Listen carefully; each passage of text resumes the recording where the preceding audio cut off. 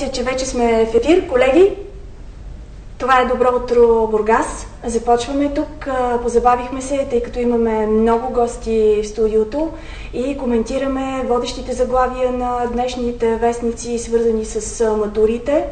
Коментираме, разбира се, в конкретиката на резултатите на Природо-математическата гимназия Академик Никола Обрешков в Бургас. Здравейте и добре дошли, казвам.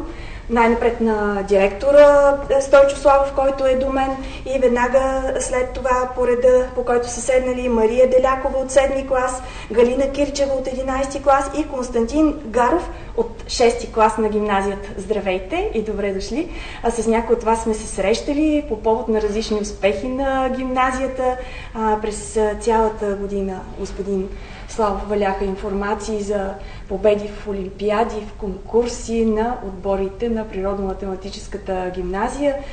Все различни поводи да се гордеете с тях. Сега най-скорошния бяха и резултатите от така наречените малки матури, както ги наричате вие, 5 в страната. Да кажем най-напред за тях. Там какви са отчетените резултати и каква е равносметката? Как оценявате този успех? Анализирахте ли вече? Има ли грешки допуснати? Всъщност, този резултата не е изненада. Ние всяка година имаме традиционно отлично представяне. Не сме изпускали никога шестицата, можем да кажем спокойно.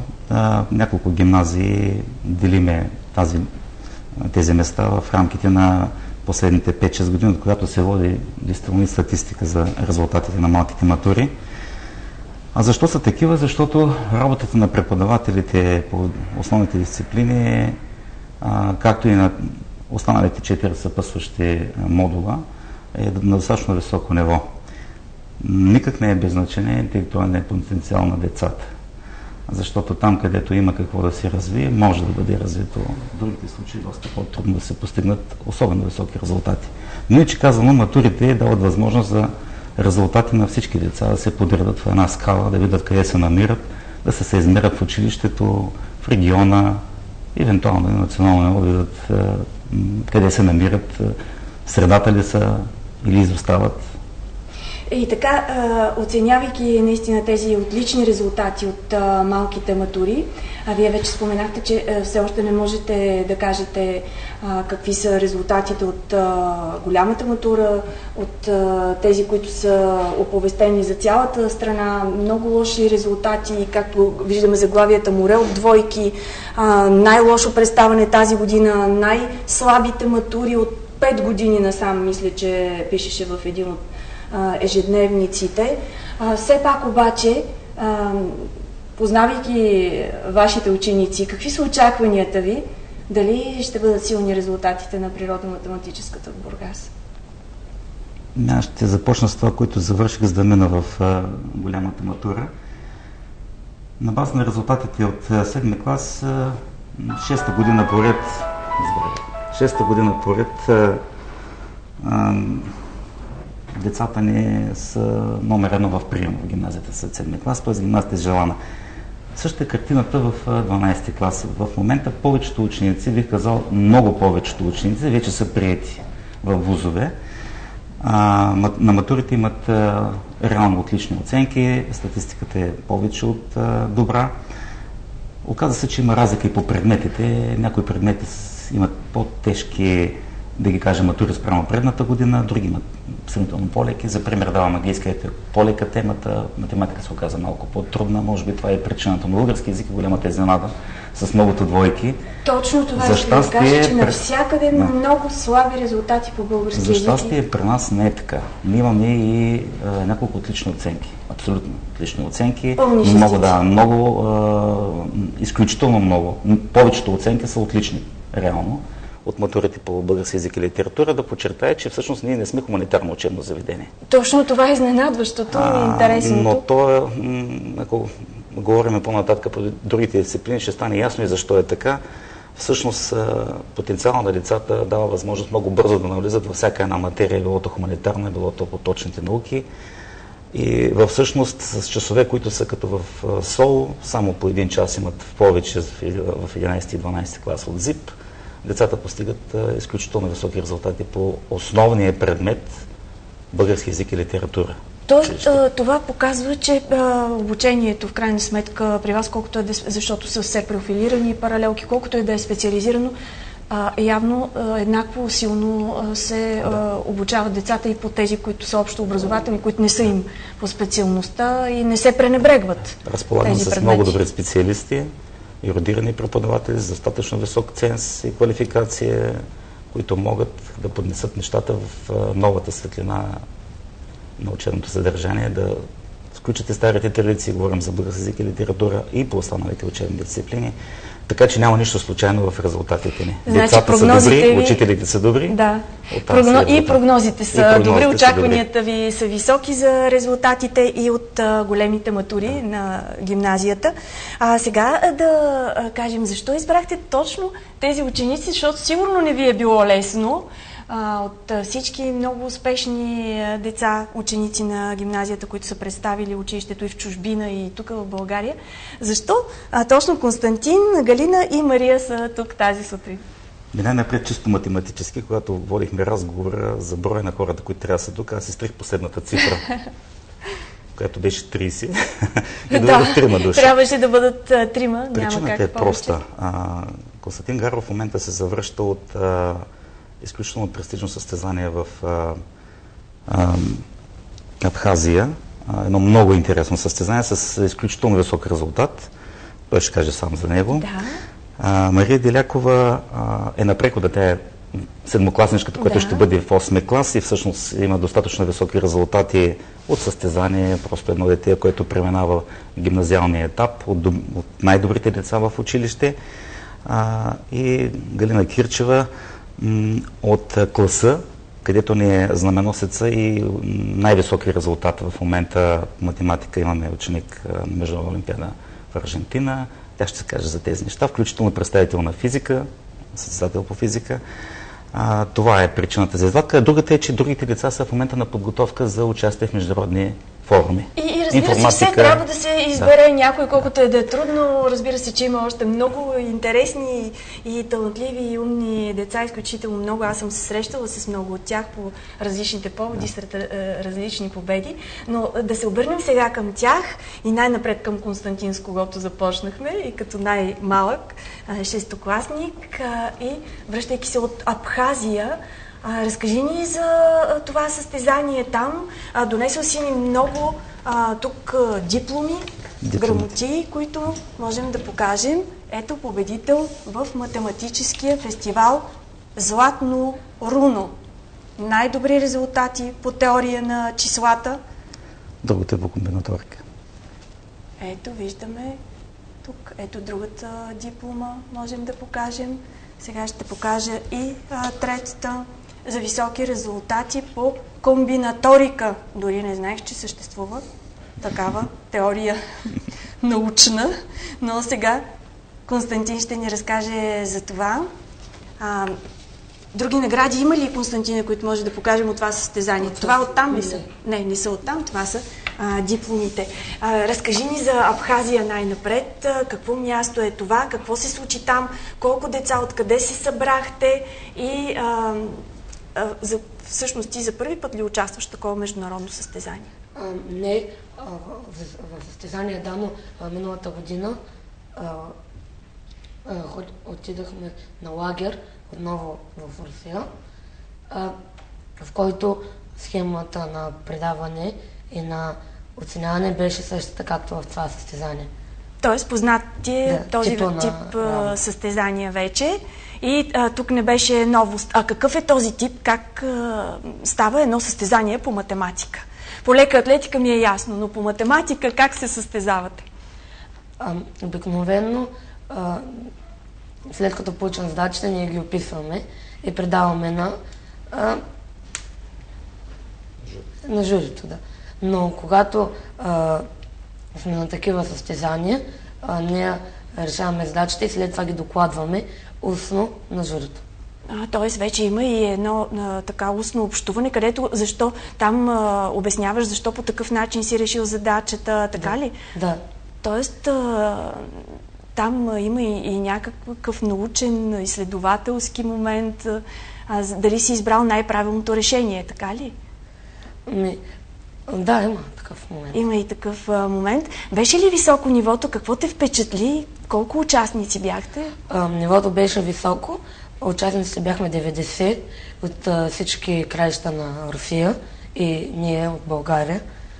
Единствено Русия и България. Русия също знам, че имат много високо ниво на математика. Там шахмата също съм чувала. Конкуренцията явно е била доста трудна. На теб кое ти беше най-трудно? Най-трудно ми беше да докладвам задачите, защото дори решението ти е вярно, те могат да ти зададат въпрос по него журито. И ако ти не отговориш правилно на въпроса, може да не ти признаят решението. Да, и ето наистина става много важен момент да докажеш, да обосновеш всъщност решението си. Какво е комбинаторика, Константин? Задача е с комбинация. От комбинация. Не, че ми стана по-ясно, но явно е така. Може ли да се каже, че е така област от висшата математика или че е така от по-сложните преход към елементарна математика и по-високата степен, тъй наречената висша, но всъщност елементарната математика има много висши неща, които не се учат в училище. Много хубаво казано. Едно от тези неща, за които говорите, аз ще ви дам пример, например, като задача, но няма да я решаваме тук, няма да е интересно, може би. Добре. Ако играете на карти, каква е вероятността да ви се случат 2 валета на първите 5 раздавания и другите 2 да дойдат с другите 3 карти? Никак не е лесна задача. Това е комбинаторика, включително за вероятности. Много интересно звучи. Константине, карти играеш ли? Да. То може да ти стане бизнес това, щом си толкова добър. Може да изкарваш пари от покер, както се казва. Това, разбира се, в рамките на шегата. Как си представиш бъдещето си? Сигурно не на покер, разбира се. Какво си мислиш, с какво ти се иска да се занимаваш или още ти е рано така да определиш? Искам да се занимавам с математика, но още не знам. Точно по какъв начин? Математиката е огромна област, наистина оттам нататък можеш да си избереш какви ли не посоки и пътища. Галина обаче е физик, така ли? Разбираме, че ти по физика се състезаваш. Не само. Най-вече математика, физика. Аз се занимавам с математика в 5-ти клас, с физика се занимавам отскоро. Да, математиката е основата, нали? Аз понеже психология съм, както философията ни е на нас майката, но математиката е майката на всичките вече после науки, които... Да, тя се прилага навсякъде и да. съответно, ако си добър по математика, всичко става по-лесно. Точно така. Едно такова красиво момиче пък, да е добър математик, направо мой респект. Много рядко се случва това. Така че много удачен избор на господин Славов да ни представи едно от красивите, интелигентни и талантливи български момичета. Всъщност с теб се срещнахме, Галина, след победата на отбора в Принстън, мисля, че някакви състезания имаше. Разкажи ни, припомни ни накратко, това се случи тази година. Да, тази есен, ноември месец. Да, началото на учебната година. С отбора на моята гимназия, красиво Бургас ТНТ, се състезахме на състезанието в Принстън. Въобще бяхме 8 човека, 6 човека от моят випуск и 2 момчета от 12 клас, които вече завършиха, разбира се, с страхотен резултат, както и на матурите, така и на всякакви кандидат студентски изпити. Значи, какво да кажа? Разбрах, че сте ги шашнали тогава. Да. Просто разказите ви бяха, макар че вие също бяхте много впечатлени пък вече от самото място, от начина на живот на студентите. Припомни ни всъщност своите впечатления от там. Значи, какво да кажа, наистина беше голяма изненада. Ние взехме второ място, като единственият отбор, който беше преди нас, беше отбора на многомилионния Пекин. И самия факт, че... вие сте от една малка България? Да, и от още по-малкия Бургас. И от един от най-големите градове, да. Другото, което взехме първо място на един от етапите, Power теста, в който вложихме толкова много усилия. Power теста звучи като най-екстремната част от състезанието, така ли е? Не, точно, всъщност. Даже той беше най-така се каже спокойния, защото задачите ни бяха пратени една седмица по-рано и ние даже всеки ден по време на училище се събирахме в една стая. Просто мислехме решенията на тези задачи и трябваше да ги представим после в... Защо се нарича тогава Power тест?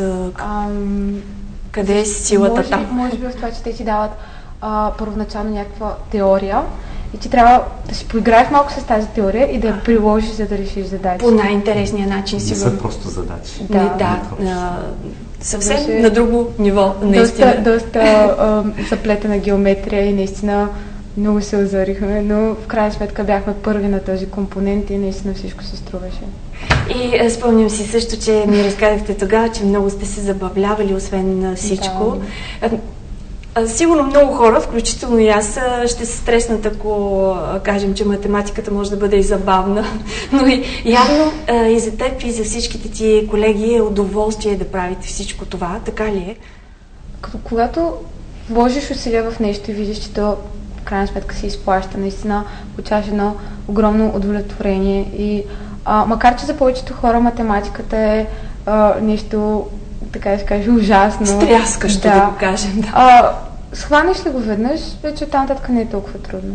Тоест, добрата основа, добрата подготовка в крайна сметка, многото труд. Да, както и страхотните преподаватели, на които попаднахме в тази гимназия.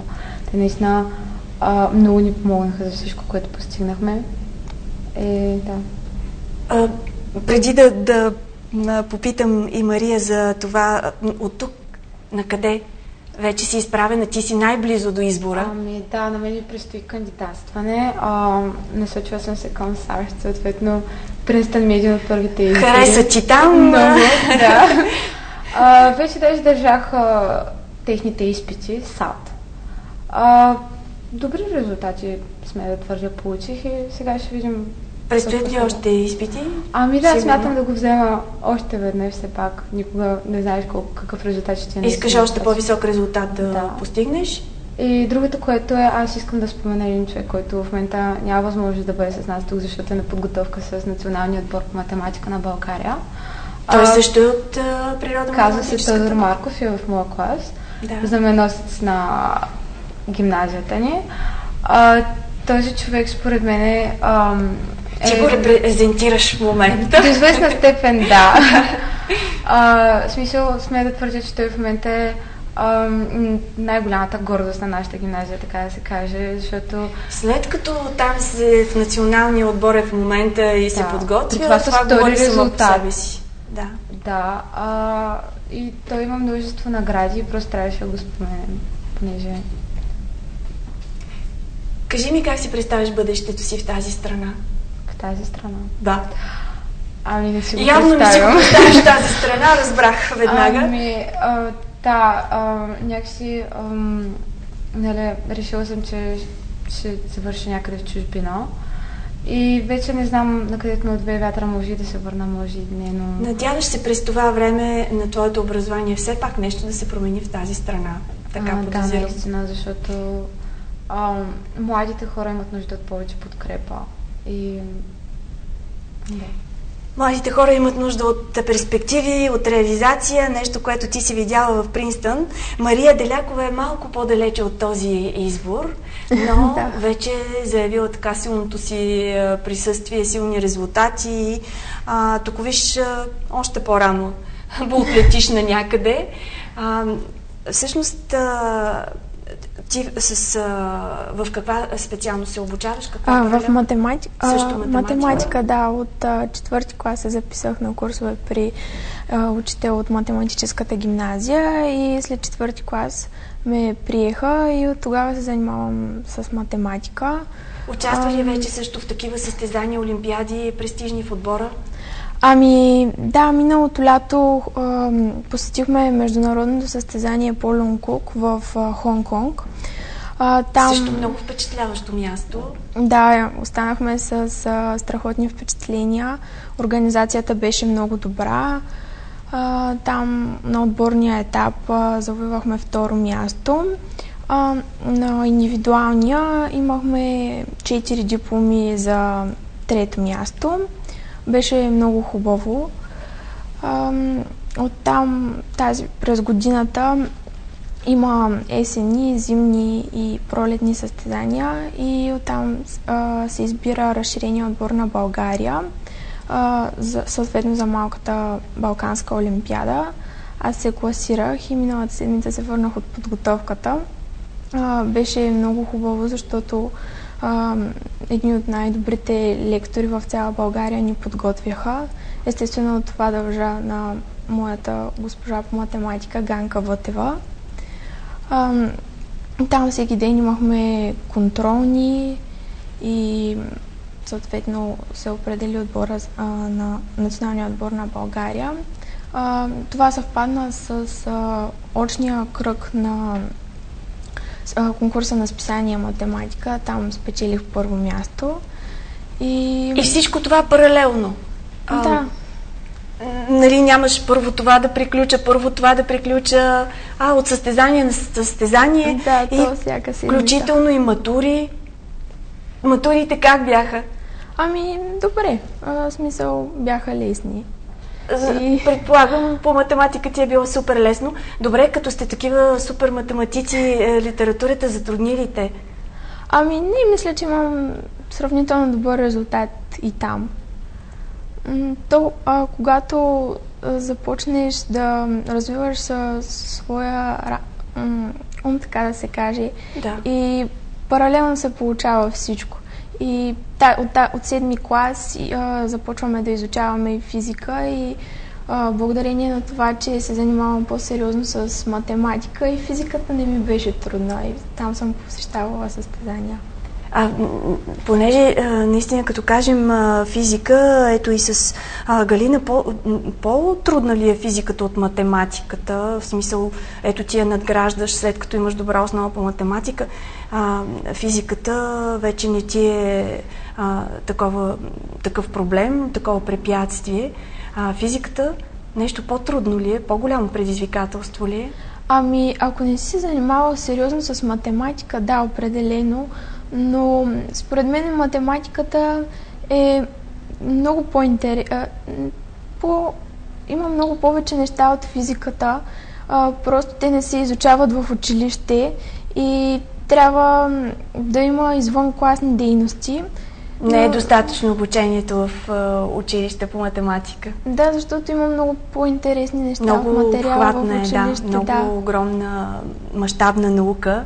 Ти избрала ли си от тук нататък, макар че на теб ти е малко по-рано? Аз искам да се занимавам с математика, искам да завърша образованието си на Запад. Не съм мислила точно къде. Дали в Европа или в Щатите, важното е да завършиш чужд университет. Добре, тъй като ти най-близо си била до матурите, как си обясняваш така, като коментар, разбира се, отстрани, тези слаби и лоши резултати в цялата страна, изобщо останалите си връстници? Смяташ ли, че са демотивирани? Явно при вас някак си нещата са се получили, но вие сте много малък процент от българските млади хора. Защо толкова слаби резултати на матурите сред българските ученици? Защо тая девалвация? По принцип, от моите наблюдения, резултатите по български език са по-високи от резултатите по математика на масата, естествено. И си обяснявам това с факта, че учениците повечето не се опитват да вникнат в самата математика, просто я приемат за най-сложния предмет, защото и до някъде няма... Защото изисква повече усилия и труд ли? Това ли липсва на младия човек днес? Дисциплина, усилия и труд? Да, и амбиция до някъде. Не знам. Много ученици просто сега не учат, стоят пред компютъра и... Какъв компютър? Компютрите бяха преди време, сега са по кафетата. Да, и това го Защо Галина и към компютрите дори са изгубили интерес повечето млади хора? Дори и към това усилие така вече само по кафетата, по чалга заведенията? Не знам. По-интересно им е да прекарват време с връстниците си, нали, на всеки му е по-интересно. На всеки му е по-интересно, но ето, на вас други неща са ви интересни. Това не, на мен ми е интересно, но просто трябва да се намира време за всичко. Както тя каза, до известна степен хората са предубедени, нали, математика няма да я схвана, защото да се опитвам. И просто изисква се малко усилие. А не смятате ли, че са много, повечето от тях са обезверени, не виждат перспективи, не виждат реализация тук в тази страна? Мария? Да, може би не виждат реализация, но не мога да кажа, че ако учиш математика нямаш перспектива, защото математиката е основата на абсолютно всичко и ако кандидатстваш с математика и имаш добър успех, според мен може да продължиш образованието си абсолютно навсякъде. Аз като ви гледам вас, най-важното от всичко е не точно какво учиш, а да го учиш като вас. С много усилия, с много амбиция и с много любов, защото във вас виждам и любов. Господин Славов, заслужава ли тази държава, заслужава ли ги тези деца? Много сложен въпрос. Той стои от повече от десетилетия пред нас. Вижте, те повечето се ориентират, искат да заминат, вие ги подготвяте, работите с тях, правите едни чудесни деца. Има една девалвация на отговорностите у нас, но той е резултат от цялостната ни промена в държавата. Със сигурност ние не сме представителна извадка, няма как да говорим. На комисията, че на мен не ми е така тъжно, че ги губиме, обаче имаме един оптимизъм такъв. В България става държава, която все глобализирайки се света, се става все по-близка по контакти. Сега можеш да прилетиш за 10 часа от единия край на планетата до другия край. Да не говоря за интернет технологиите. Аз се зарадвах, че някакъв оптимизъм за България имате. Ще ви кажа, имам. По новия начин, по който в момента съществува бизнеса в света, тези деца наши, които аз в момента поддържам контакти с деца, които са завършили от години, които са впръснати в целия свят, на всички континенти. Истината е, че те милеят за родината ни, интересуват се от това, което става дори в училище и бих казал, че не са загубени. Те могат да работят. Не са загубени. Те могат да работят. Би било много по-чудесно да останат тук, но времето в момента за тези деца по всяка вероятност не е тук. Те няма да могат да развият потенциала си в момента.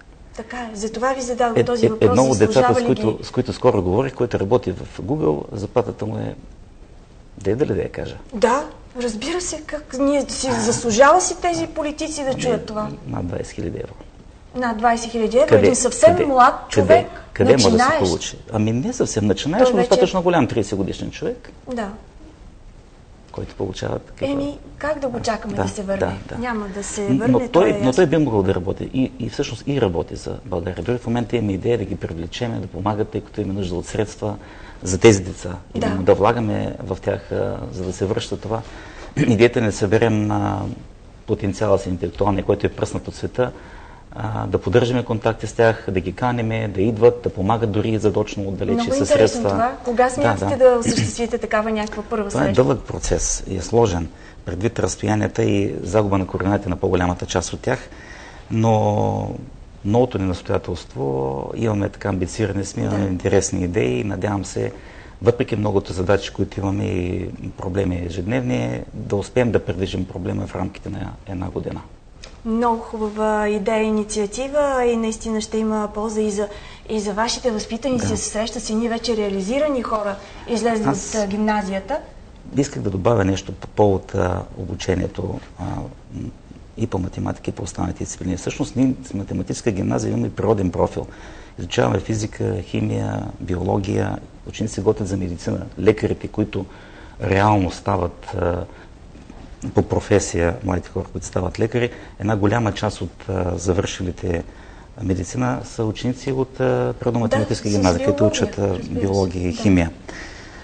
Но като цяло кандидатстването, в който да е повече от половината от кандидатстване, става с основна дисциплина математика, защото е фундаментална такава. Нямаме физици, които да не са математици. Просто нямаме. Учениците по български език и литература, които в момента са издават стихосбирки 12-ти клас, трета стихосбирка, самостоятелна изложба, лауреати на Национална олимпиада по български език и литература, английски език, представители на английски език, да сме английска гимназия, ако да изучаваме интензивно английски език, двама представители от целия регион, те са наши ученици. Къде е обучението по безопасност на движение? Първо място. По техническо чертание? Първо място. Спорт. 5 отбора в страната са на националните финали, игри. 5 отбора, няма други такива в страната. Нека да кажа, да завърша. Защото интелигентният човек знае къде да застане на игрището, знае как да поеме топката и знае как да я подаде. Всичко това е резултат на един потенциален интелектуален, който трябва и се развива в училище постепенно, за да дойде един момент, в който 12-ти клас те ще отидат да се развият на по-високо ниво. Ние ще ги загубим, но трябва да ги загубим и да ги пратим там, където им е най-подходящо, най-полезно мястото. Това е нашата задача. От всичко, което казвате, просто накрая ми се иска да ви попитам, вие всъщност не ги учите нито на математика, нито на биология, нито на химия, нали, така образно казано, вие ги учите на амбиция и хъс за победа. Точно така. Аз, така, правейки това заключение, се сещам за водещото заглавие на един от бургаските вестници тази сутрин, в който така един български министър, Тотю Младенов е бил тук и заместник министър. В младите хора липсват ключови умения и подготвеност директно за пазара на труда. Явно при вас това заключение изобщо не важи. Искахме да говорим, господин Славов, за всички състезания, за всички купи. Ето сега ще ги покажем, само че набързо и накратко, защото всъщност по-важното за нас беше да обърнем внимание на тези деца и на причината на успеха. И мисля, че открихме. И мисля, че открихме формулата на успеха. Всъщност човек да се учи на амбиция, на хъс, на желание за победа, на дисциплина и на работа. Всеки ден. Тези деца работят всеки ден. Ето най-голямата, всъщност. Тази от Принстън. Ето тази от Принстън, веднага казва Галина. Американците винаги са мащабни, с много големи награди. Тази, какво ще кажете за нея? Индонезия. Това са от Индонезия, също от тази година. Да.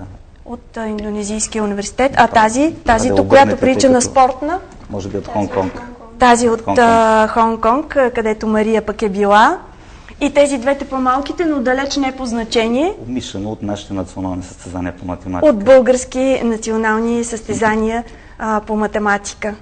Първо място е трето. Не знам ако искаме наистина да ги изброяваме всички, господин Славов, наистина няма да ни стигне времето. Затова само ги показваме като една украса тук на нашата маса, но аз мисля, че най-хубавата украса бяха нашите хубави български деца, талантливи. Освен да им пожелаем наистина и една по-хубава държава, и то по-скоро, за да може да останат тук. Вие казахте, че са много красиви. Аз бих казал, че всички наши деца са интелигентни и самата интелигентност ги прави красиви. Гледайте се в очите им. Те излъчват. Искрено им се възхищавам. Благодаря ви, скъпи Константин, Галина и Мария, че бяхте тук в студиото на Добро утро Бургас с вашата позитивна, градивна енергия. Дано много повече млади хора стават все повече такива като вас. И на директора на Природо-математическата гимназия Стойчо Славов, благодаря, че бяхте тук. Сега се разделяме с вас. Желая ви успех. Ние, разбира се, ще бъдем с вас навсякъде, ще ви подкрепяме и ще показваме на хората вашите успехи, защото младите хора в България се нуждаят от това.